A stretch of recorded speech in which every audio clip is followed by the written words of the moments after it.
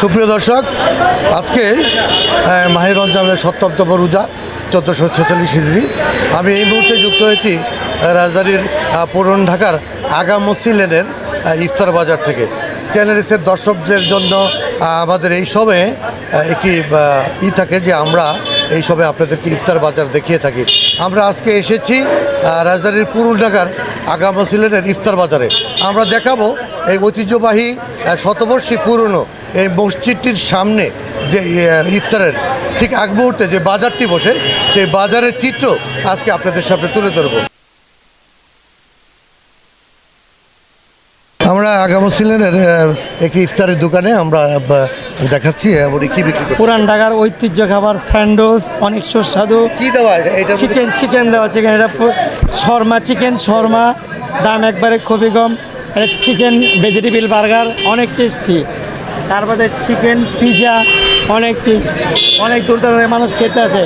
এটা চিকেন ক্রচিং বার্গার খুবই সুস্বাদু খাবার। তারপরে লুচি হালুয়া, এটা পাকিস্তান আমলের খাবার। লুচি হালুয়া। তারপরে এটা ডিম চপ খুবই টেস্টি। হ্যাঁ, ডিম চপ। তারপরে এটা হচ্ছে চিকেন বার্গার পুরা চিকেন দিয়ে। তারপরে চিকেন হটডগ বার্গার।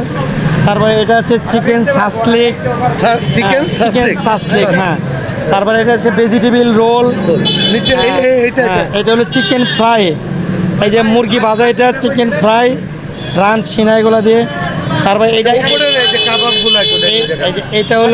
এটা হলো জালি কাবাব।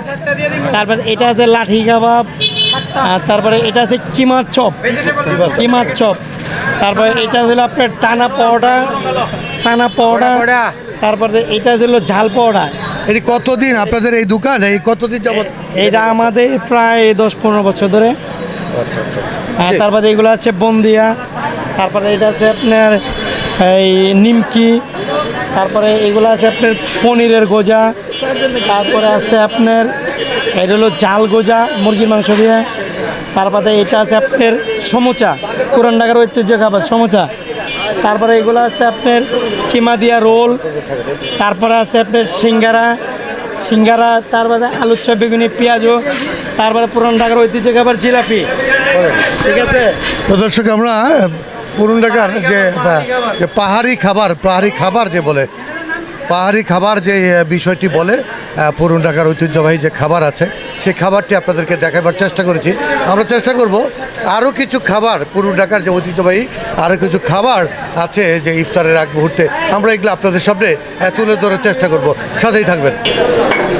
আমরা দেখাবো যে আজকে আর কি আগা মসজিদ লেনের আর একটি দোকানে উনি কী বিক্রি করছেন, কী বিক্রি হচ্ছে এখানে দেখাবো। একটু বলবেন আপনার দোকানে ভাইয়া? আমাদের কিমা পরোটা আছে, টানা পরোটা আছে, পিজা আছে, এরপরে নাকানাক আছে, সাসিক আছে, ভেজিটেবল রোল আছে, চিকেন রোল আছে। জি জি ভাইয়া। আমরা তো এখানে আসছি 3 মাস হল। আমাদের আরেকটা আছে সাতরোজা। জি, পনিরালা গোজা।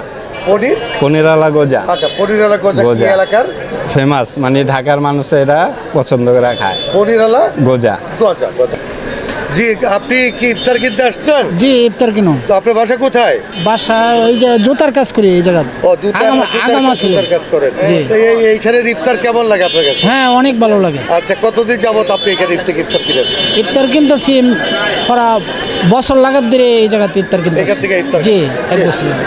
আমরা চ্যানেলসের জানেন, চ্যানেলসের প্রতিদিন ইফতারের আগে আমরা পুরান ঢাকার ইফতার বাজার থেকে আপনাদের দেখাবার চেষ্টা করি যে রাজধানীর পুরান ঢাকার যে ঐতিহ্যবাহী যে ইফতারের যে আয়োজন আমরা দেখাবার চেষ্টা করি। আজকে আমরা আগা মসজিদ লেনের শতবর্ষী প্রায় 200 বছর আগের একটি মসজিদের সামনে, এই মসজিদের সামনেই প্রতিদিনই ঠিক ইফতারের আগে একটি ইফতারের বাজার বসে।